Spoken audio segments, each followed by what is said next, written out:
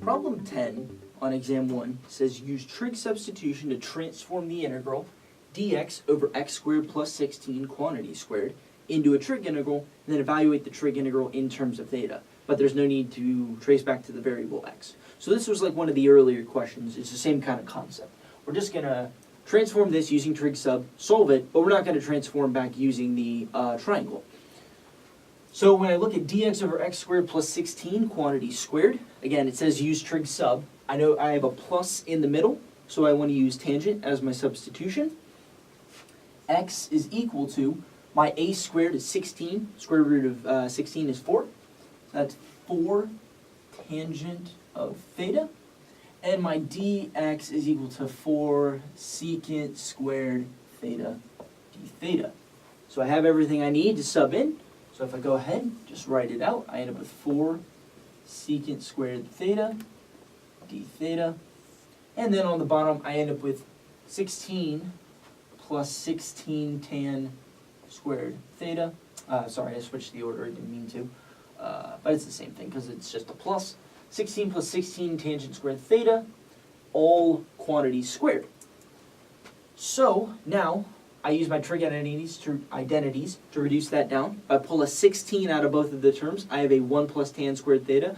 According to my trig identities, that's equal to secant squared theta.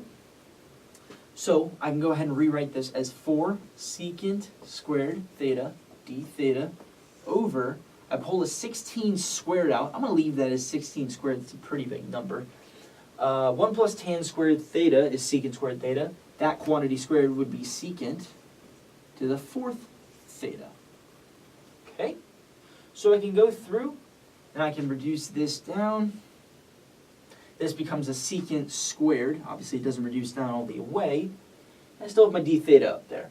Now what I can do for here is, I don't know what 16 squared is, but I do know that 16 is 4 squared, so technically 16 squared is just 4 to the 4. So what I can do is I can write this on the outside as 4 over 4 to the 4, which would become just 4 cubed. 4 cubed is 64.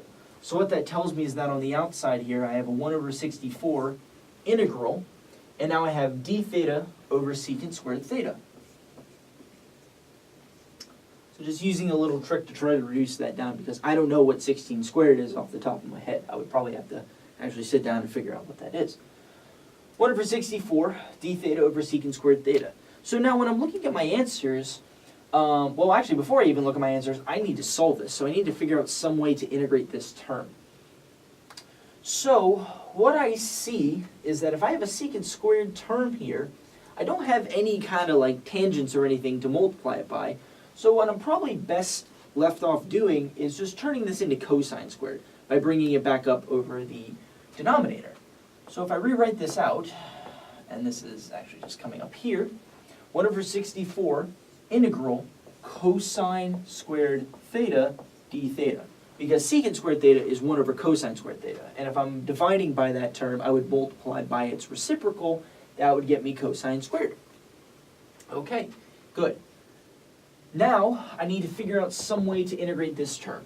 So when you have cosines and sines by themselves, again, this kind of corresponds to one of the other problems where we ended up with like a tangent cubed or a cosine cubed or something like that. When you end up with cosine squared, your best bet is to use your trig identities to try to reduce it down. If you have like cosine cubed or something like that, also use your trig identities. So when you have just terms by itself, you're not really going to be able to make a u substitution. You're going to have to substitute something in first, and then maybe you can make a u substitution, or you can change the form using the half angle identities, or double angle identities. So in this case, what I'm going to do is I'm actually going to convert this. Cosine squared theta is equal to 1/2 1 plus cosine 2 theta. Oops, sorry, that is a cosine. It's an S. 1 plus cosine 2 theta all over 2. So by converting that, what I can now do is I can now integrate the terms independently of each other. So I have a 1/2, so 64 times 2 is 128. So I can go ahead and write out 128 on the outside, and I end up with 1 plus cosine 2 theta d theta. When I integrate that, I end up getting 1 over 128 theta plus, and when I integrate this term, I end up with sine 2 theta over 2.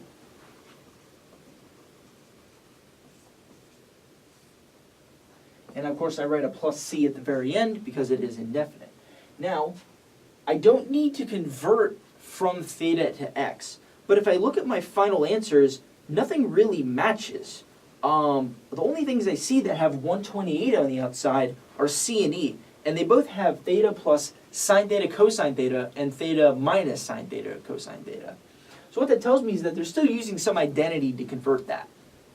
Well, what it looks like they're using is it looks like they're using the double angle identity. So what I know is I know sine 2 theta is equal to 2 cosine theta sine theta.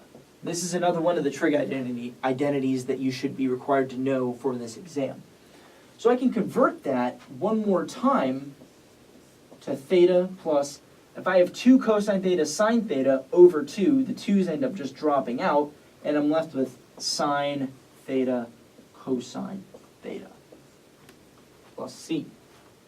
So the reason you're required to know this is because if you did have to convert this back into x, you wouldn't be able to do it in this form because when you write out your right triangle, you only know what everything is in terms of theta, not 2 theta. So you need to convert it back to get it into just functions of theta so that you can use your triangle to identify it. So that's a good rule to remember if you are trying to solve trig substitution problems, is that when you end up with sine 2 thetas and cosine 2 thetas, you need to convert them using the double angle identities so that you can get them into forms that you can substitute in for. So this is my final answer, and that would correspond to letter C for exam 1.